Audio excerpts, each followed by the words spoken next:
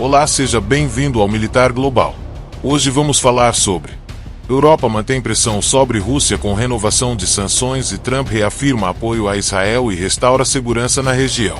A União Europeia anunciou nesta segunda-feira, 27, a renovação das sanções contra a Rússia, reforçando a posição do bloco contra a guerra de agressão conduzida por Moscou na Ucrânia. Se você é apaixonado por assuntos militares e quer se manter atualizado sobre os principais acontecimentos, não esqueça de apoiar o canal. Seu suporte é fundamental para continuarmos trazendo conteúdos exclusivos e mantendo você informado sobre os desdobramentos mais recentes no mundo do militarismo. Juntos, podemos explorar ainda mais as estratégias e os bastidores dos conflitos que moldam nosso tempo. E lembrando, ative o sino de notificações para receber o próximo vídeo. Agora, vamos voltar à notícia. No mesmo dia, a alta representante para a política externa da União Europeia, Kaja Kallas, declarou que a decisão dos ministros das Relações Exteriores confirma o compromisso europeu em manter a pressão sobre a Rússia.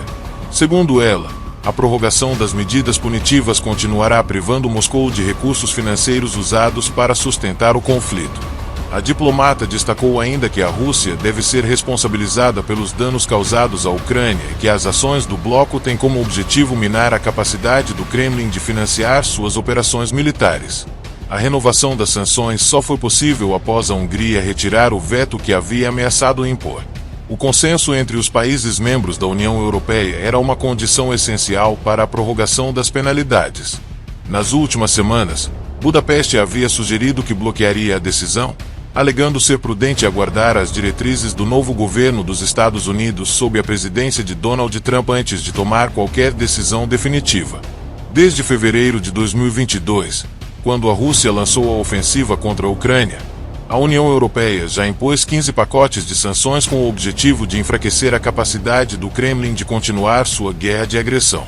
As medidas incluem uma ampla gama de restrições que afetam setores estratégicos da economia russa. Entre as restrições, está a proibição de comércio em setores essenciais, como energia, tecnologia e finanças.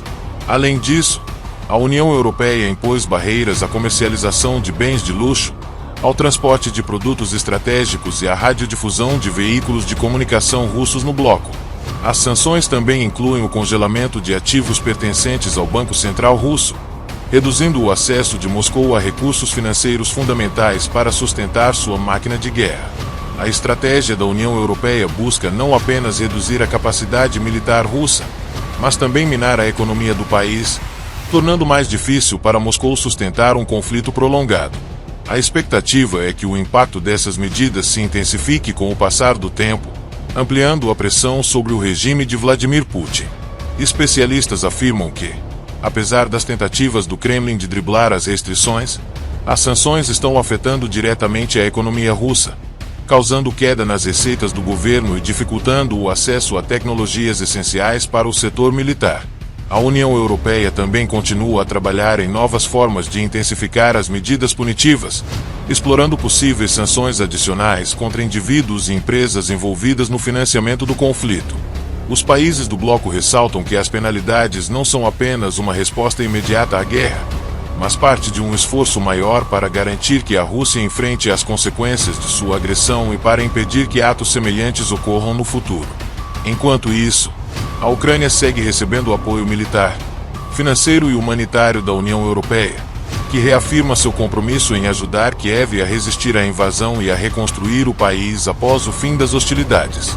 Os líderes europeus enfatizam que a Rússia deve abandonar sua postura beligerante e buscar uma solução diplomática para o conflito.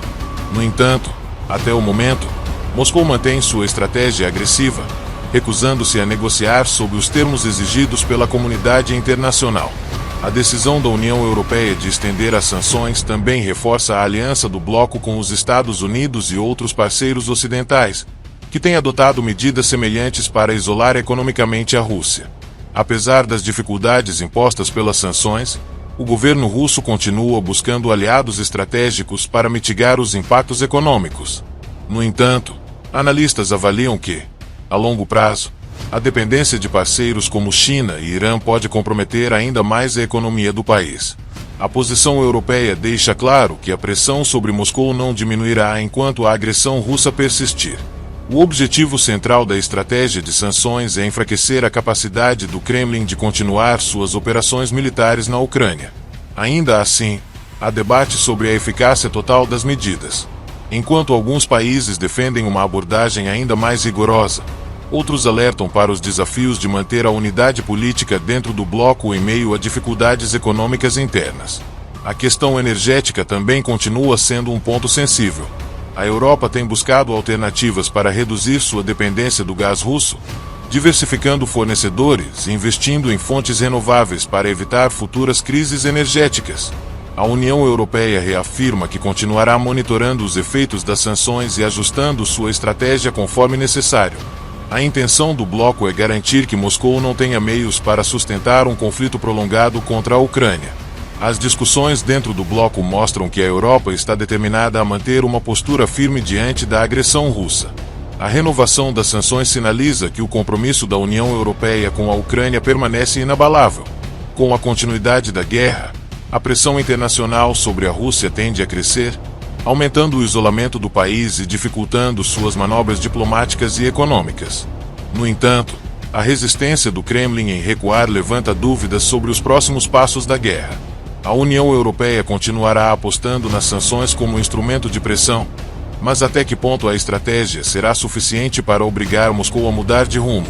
A grande questão que se impõe agora é: até quando a comunidade internacional conseguirá sustentar essa pressão sem que os efeitos colaterais impactem de forma irreversível as economias europeias e o equilíbrio geopolítico global?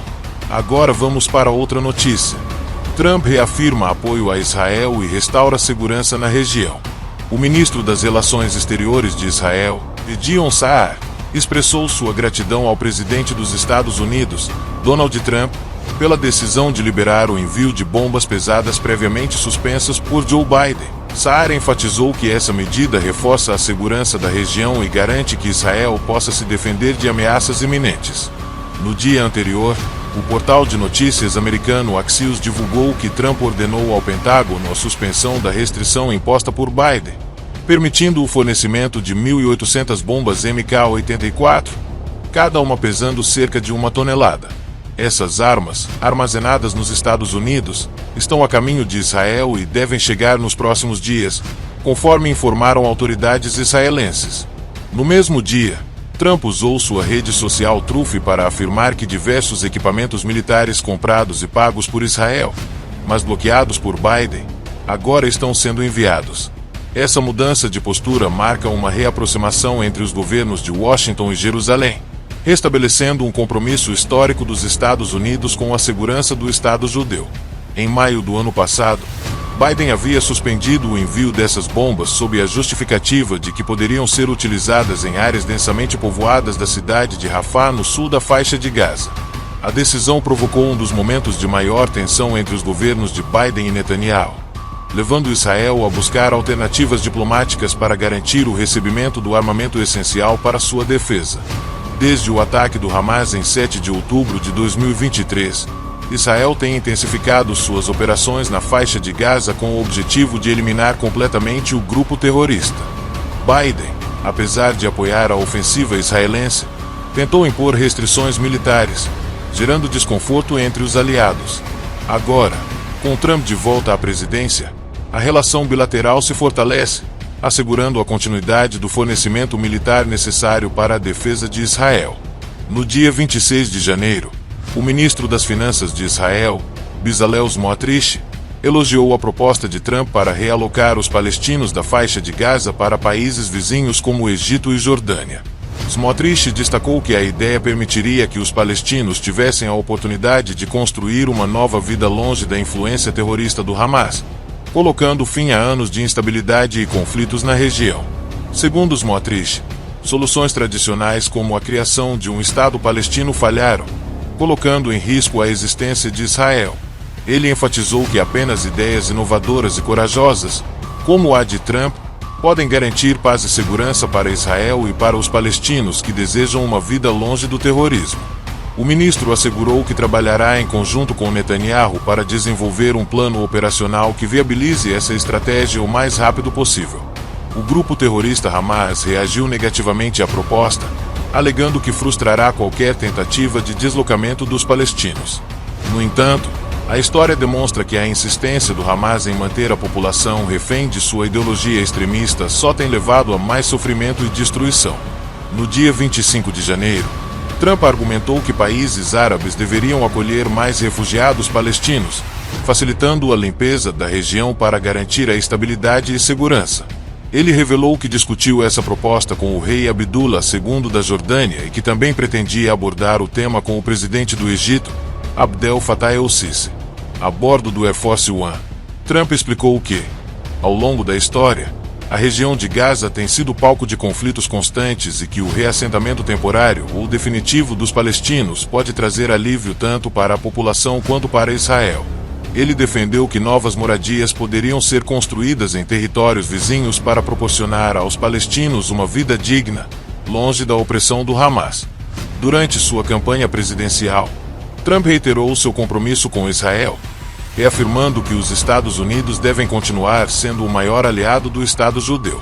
Ele criticou duramente as políticas de Biden, alegando que enfraqueceram Israel e encorajaram grupos extremistas a perpetuar o conflito. A retomada do envio de armamentos é um sinal claro de que a segurança de Israel voltará a ser prioridade para Washington.